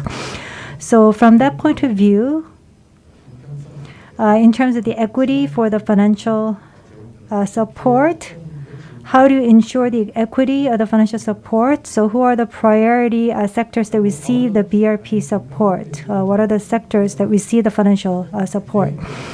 I think for the private sector, I think we have to pursue regulation rather than providing incentives. What is your view on this? Oh, you're asking really tough questions. So I think two main things. You are perfectly right. It is true that these type of instruments requires, in any case, a combination of financial and non-financial incentives. In the case of the building renovation passport, it has been designed in its initial phase. We're still seeing it piloted and implemented in the first or second years of implementation in a few countries. And it has been designed to target building owners that have the financial capacity to undergo renovation. And by that, I mean that they can either access financing through a loan or access a financing scheme, or that they have their own savings. It's not unusual in Europe. It changes from country to country. It also has a cultural elements, but it's not unusual in Europe to have building owners financing the renovation with their own savings. And one of the reasons why these instruments are designed to trigger and to target these building owners, it's because it's usually easier to convince them to to do the renovation, and they might have already started thinking about doing it, but they were not sure about how to do this. So the building renovation passport can reply and answer a couple of these questions. That being said, it can be a very useful instrument if combined with financial schemes for public financial schemes, incentives, or grants that target lower income households. So there is, I think, one of the biggest opportunities, but it's also yet quite a challenge, is that there are a lot of opportunities to finance renovation through different types of schemes coming either from the EU through their cohesion funds coming. We will see now the Next Generation EU has also put a disposal large amount of money to member states, and how they're going to use it is going to be a question of high interest. There are national funding lines, there are local and regional funding lines. So how do you combine and how do you design these to make sure that these tools and opportunities are accessible to both private actors and building owners that can more easily access these finances, but they're equally available for low-income households, is one of the biggest challenges. I do not think that additional regulation is necessarily needed or is required. It really depends on our national circumstances, but it is certainly necessary to do a really thorough analysis of the market conditions and of the availability of funds, but also the accessibility of these funds. Very often, and I think we heard is also from the Korean speakers that the instruments are there, but then the process to access them and to go through are too complicated or too cumbersome, and therefore a lot of individuals and a lot of actors forgo just the opportunity. That cannot happen when we are trying to make these schemes accessible to low-income households and to a larger share of the population. So a thorough knowledge and analysis of the market that we're trying to tackle is in certain cases more necessary than additional regulation from that perspective. 네, 감사합니다. Thank you very much. So regulations and incentives and market functions, I think all of these three elements would have to be taken into consideration to meet specific circumstances of different member states. So we would have to do a very good design for the regulations. And I have a question for Mr. Seán Armstrong. Yes, so this would be my last question for Mr. Armstrong. And I think that there might be some questions from the floor. So I would also like to ask you those questions after my question. So there's the A2 level, or 45 kilowatt hour, the A2 level according to the Ireland situation. This is... Does this include home appliances? So the 45 kilowatt hour is for all of the energy consumption use in the building, or is it just only for heating and cooling? So is it total energy consumption, the 45 kilowatt hour? That's my first question. And another question that I do have is, this going forward, you want to become a net zero energy building, not just nearly zero energy building, I would imagine. So do you have a roadmap for net zero energy building? Many countries state it as 2050 or 2070, but Ireland is a leading edge country in terms of that. So maybe you might want to achieve it target even sooner. So, thank you for the questions. So just to say that the 45 kilowatt hours per meter squared per year, the 70% reduction in energy performance is in primary energy, first of all. So it's the energy that's used as source to produce it. So obviously electricity has a high primary energy factor. So first of all, it's primary energy. And then second of all, it's just around fixed building services and lighting. So it's your boiler in a dwelling, it's your heat loss that's provided through your boiler or your heat pump. your ventilation fans, and your fixed lighting. So it's your fixed the energy used by your fixed building services to meet the building's energy needs. So it doesn't include appliances, and appliances are covered by the eco-label regulations that Mariangiola. So they're products, they're electrical products, so they're covered by the eco-label regulation. As regards nearly zero, so yeah, the 70% improvement in performance was a challenging target. You know, if you look at the Pareto analysis, you can usually achieve 80% through 20% of the effort. We're required to review the energy performance requirement every 5 years using the cost optimal calculations. This is a net present value or a life cycle costing calculation over the 30-year life of a dwelling, taking account of the capital cost, the operational cost, and the disposal cost of the equipment in the dwelling. And the cost optimal energy performance level is the best energy performance that you can get at the lowest cost when you do that life cycle cost analysis. So we do that calculation every 5 years, and then you're required to introduce that performance requirement into the building codes. We did that, the last time we did that was in 2018, and our nearly zero energy building performance requirement is at the cost optimal level. We will be required to do that in 2023. If we can take into account reductions in cost and equipment, it may be possible to move forward to go beyond the 45 kilowatt hours per meter squared per year. But quite right now, the 45 kilowatt hours per meter squared per year is an ambitious target for industry. They do find it challenging. They are able to deliver houses to that standard, but whilst advancing the energy performance requirements, we have to maintain a sustainable supply of housing. So it's important that housing is delivered in a cost-effective way also. And we have reduced the energy performance of new housing by 70% already.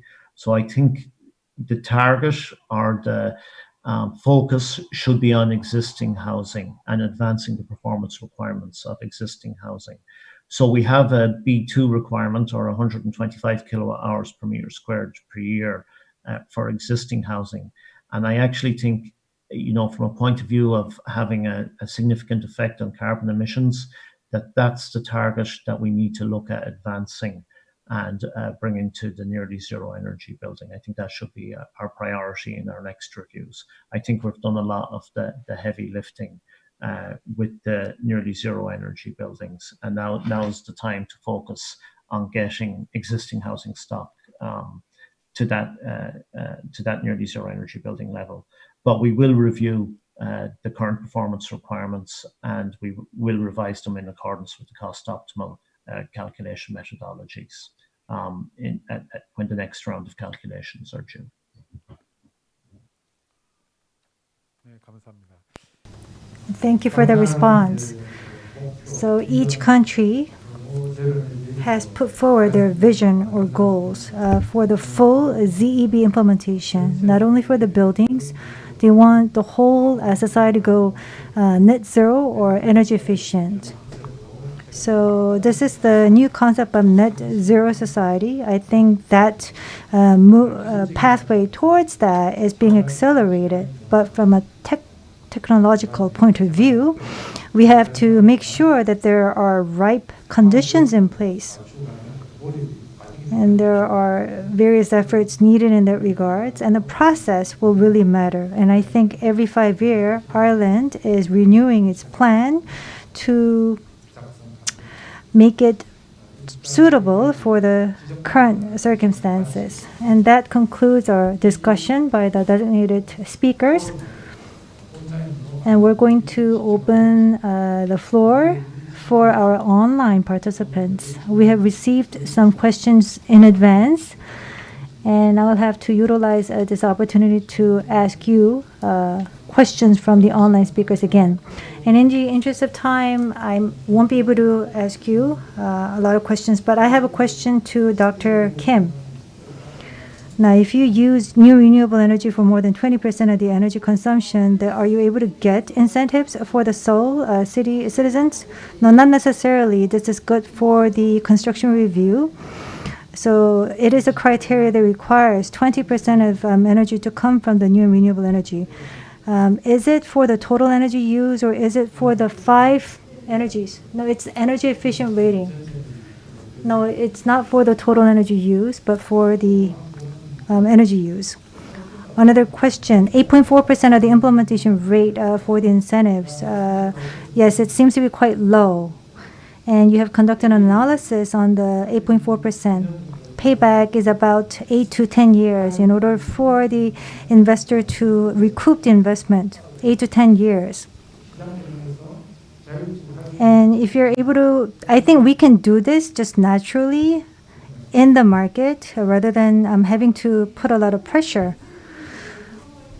Well, this is the ROI calculation. If the current incentives apply, and when we calculate for the additional incentives, we can actually shorten the payback period. That's what I meant by that.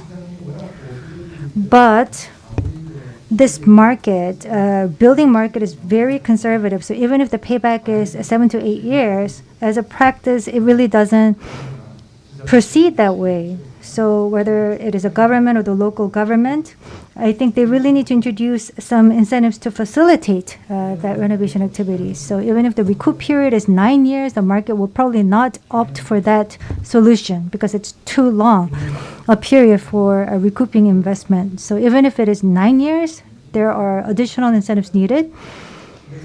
And also for the reliability as to whether the recoup period is really 7 to 9 years, I think the local government will have to come up with some measures to provide correct signals to the market. The next question is for one of our European speakers, for Mariangiola, Fabbri. I have a question for you.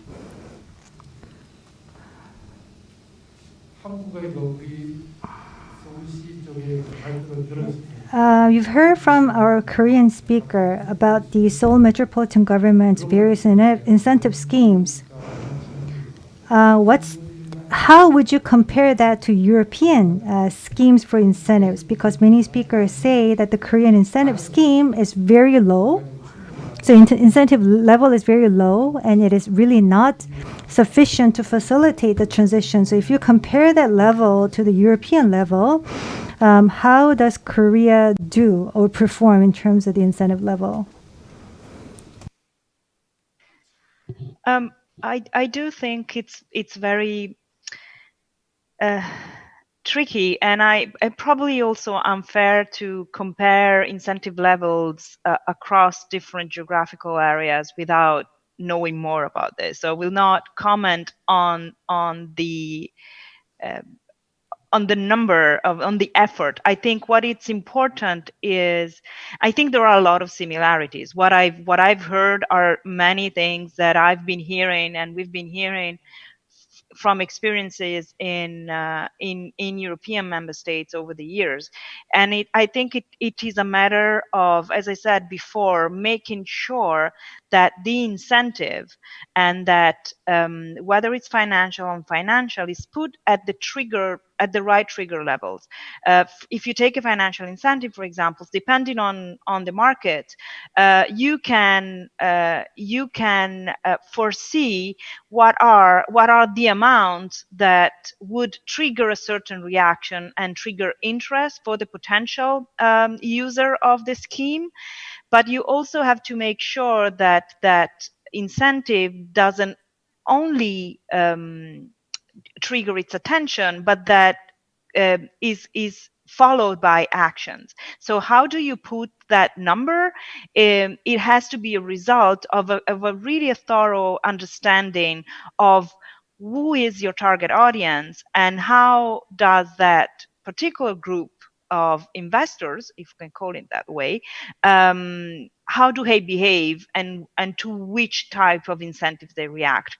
Clearly, a private investors, and by that I mean a building owner, and in Europe we do have a large majority of individual building owners. There are big conglomerates of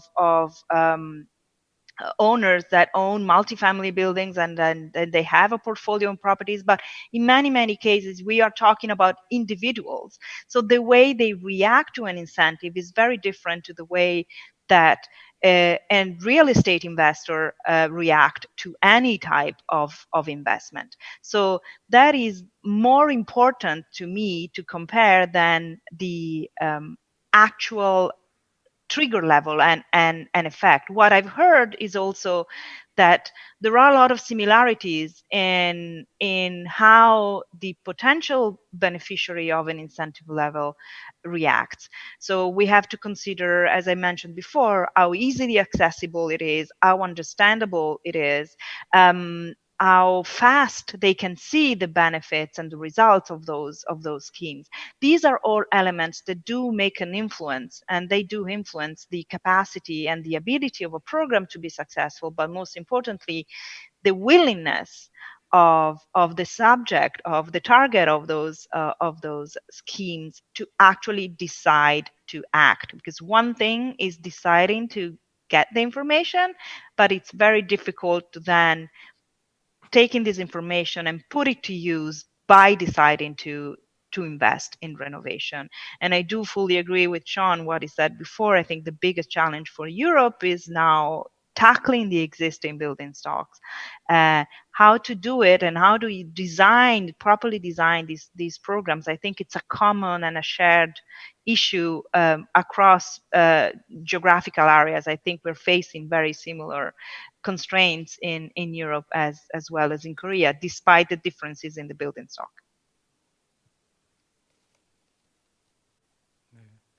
답변 감사합니다.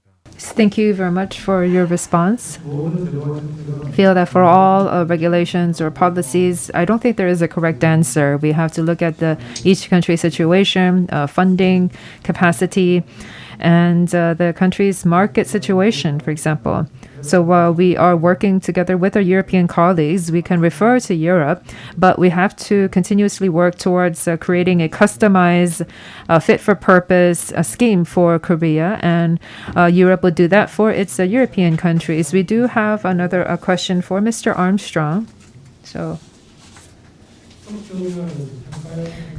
you said that you do have that software that you mentioned for the calculation method. That software, is it also being used across Europe or is it just Ireland specific? That's one question. And if the software is being used very well, if it's a very good software, then do you have any intentions to expand the use of the software, maybe through a research project such as Eureka, for example? So I suppose, first of all, the Energy Performance of Buildings Directive requires that the energy performance of buildings be calculated in accordance with Annex 1 of the Energy Performance of Buildings Directive. And Annex 1 of the Energy Performance of Buildings Directive sets out the standards and that the software should work to, and it also sets out what should be included in the calculation methodology. Each member state has developed its own software because there's different building codes in different member states. There's different housing types. You know, we have predominantly single family housing in Ireland. In many other countries, it's multifamily housing. And also we have different climates, so you need different climate files for the different software. And when the Energy Performance of Buildings Directive was introduced, many countries would already have had some form of an energy performance certificate software in place. So the European Union has required that we align these softwares using the standards that are referred to in Annex 1 of the EPBD, but there are some differences from member state to member state, depending on housing differences and climatic differences and building code differences. Our software, it's a government software. It's freely available on our website. It's been I suppose it was based on a piece of software that was available in the United Kingdom, ZEB, and in 2007 we modified it for our own use in Ireland, and we've developed it ourselves in Ireland for nearly zero energy buildings. So it's actually changed, and it's quite different from the UK software now. And it's freely available, and if anybody wants to use it or use it as a basis to take learnings from it from their own software, they're very welcome to it. With regards to sharing the software, I think most member states have their own software in place now. It is in accordance with Annex 1 of the EPBD. I think it is a long-term project of the EU to harmonise those softwares, but I don't think it's an immediate priority, as each member state already has its own software in place. Yes, thank you very much. Last question for you, Mr. Armstrong. This is another question that we got online. There is the A2, A3 levels. The levels could refer to a theoretical level or an actual practical level. Let's say a building receives A2 level. What is the verification system that is in place to later on see if the building is in fact performing at the A2 level? Is there a verification being done? Is the government doing some monitoring? So we have 600 assessors who are trained in the use of this software. The SEAI, the Sustainable Energy Authority of Ireland, our energy agency, would audit these assessors when they're carrying out the BER assessments or the Energy Performance Certificate assessments to make sure that they're doing it properly. When they carry out these assessments, they're required to verify all the information that's inputted into the Energy Performance Certificate software. So if they enter a U value for windows, they're required to have the declaration of performance for those windows. If they enter a U value for the wall construction, they're required to have evidence of that U value calculation. So for a new building, they would be required to have seen the construction or have detailed drawings from the design architects verifying that the building was constructed to that level. And now and then they're required to maintain those records or to keep those records for audit for a number of years. Now, most recently, we've updated our software. So as all that evidence that verifies the performance of the building can also be stored on the software. So it can be stored on a central database.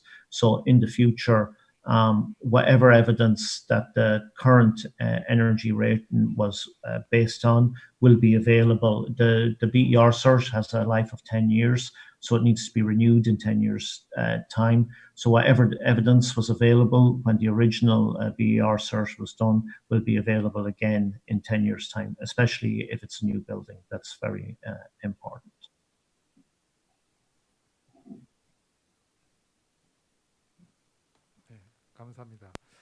Thank you for the response. I'm very aware of the time. Time's almost up. So this forum is open to not only a Korean audience, but I think a lot of people from the European region are also viewing this webinar. So to Mariangiola, well, whether you will be able to share your presentation materials through a certain channel or a certain site. Is there any site where your presentation materials can be shared? We actually, I sent my presentation to the organizers of this meeting, so I would imagine that it would go online or would be distributed to the participants. It's all our work is public, so please do that. We do not store all our presentation on our website because we have hundreds of those. But you can contact me and directly also, and I can email this to you. But I do believe that it will be shared with the participants by the organizers of the event.